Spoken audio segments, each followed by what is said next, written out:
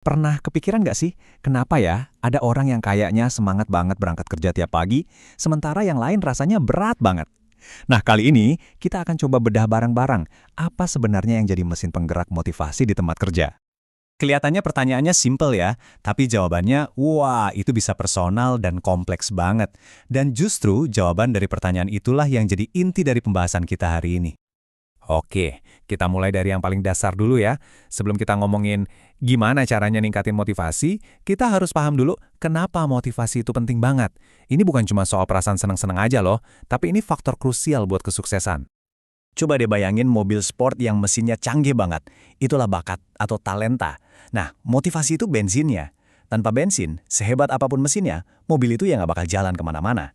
Inilah yang mengubah potensi jadi performa yang nyata. Terus, bensin ini datangnya dari mana? Pertanyaan ini nih yang membuat para ahli terbagi jadi dua kubu. Kubu yang pertama percaya kalau dorongan itu datangnya dari dalam diri kita sendiri, dari sesuatu yang sangat mendasar, yaitu kebutuhan. Nah, teori ini disebut teori berbasis kebutuhan. Gampangnya gini, teori ini bilang kita bergerak karena ada sesuatu yang kosong di dalam diri kita yang perlu diisi.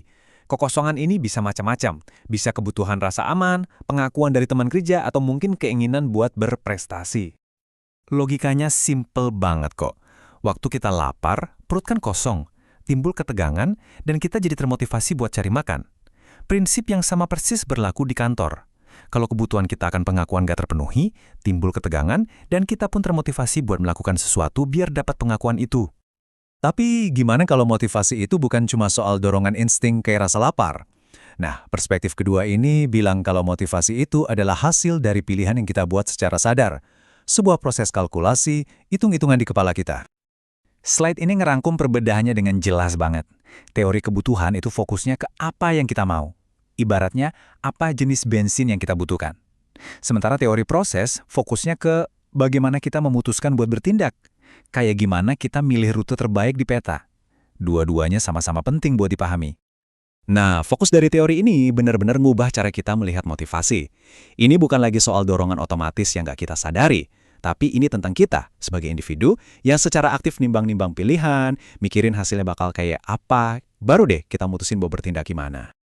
Salah satu contoh paling terkenal dan paling ampuh dari teori proses ini adalah teori penetapan tujuan atau goal setting theory. Idenya kedengaran simpel, tapi dampaknya luar biasa. Tujuan yang jelas itu salah satu motivator paling kuat yang ada. Jadi, apa sih rahasianya? Pertama, tujuan itu harus spesifik. Bilang naikkan penjualan 10% itu jauh lebih nendang daripada cuma ayo kerja lebih semangat. Kedua, tujuan yang menantang tapi masih masuk akal itu justru bikin performa kita lebih bagus daripada target yang gampang banget. Dan yang terakhir, dan ini penting banget, harus ada feedback atau umpan balik rutin biar kita tahu kita udah di jalur yang benar atau belum. Ada lagi yang namanya teori penguatan. Intinya, perilaku kita itu dibentuk oleh konsekuensinya. Coba lihat contoh ini ya. Ada karyawan lembur buat ngejar deadline. Itu perilakunya.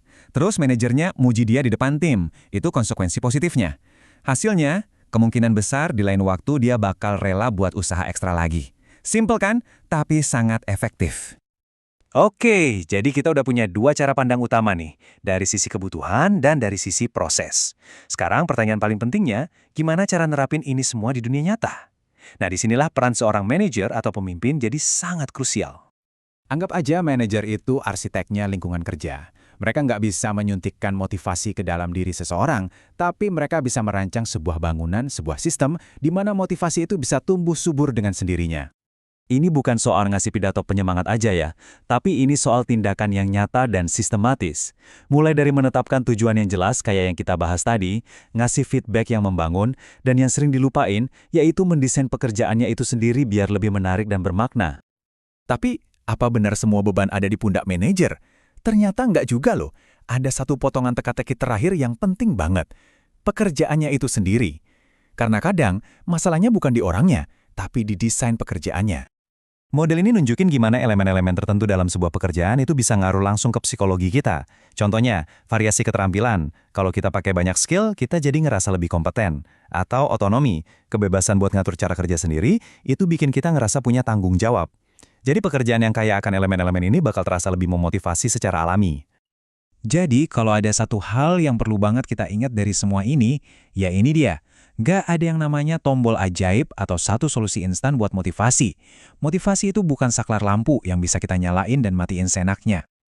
Motivasi yang benaran itu adalah hasil dari interaksi yang kompleks antara tiga hal, kebutuhan internal kita, cara kita berpikir dan membuat pilihan, serta lingkungan dan desain pekerjaan yang kita hadapi sehari-hari. Nah, dengan semua pemahaman ini, saya mau ninggalin Anda dengan satu pertanyaan terakhir. Dan ini untuk Anda renungkan sendiri. Setelah tahu semua ini, apa sih yang sebenarnya memotivasi Anda? Karena pada akhirnya, langkah pertama buat membuka potensi terbaik kita adalah dengan memahami diri sendiri.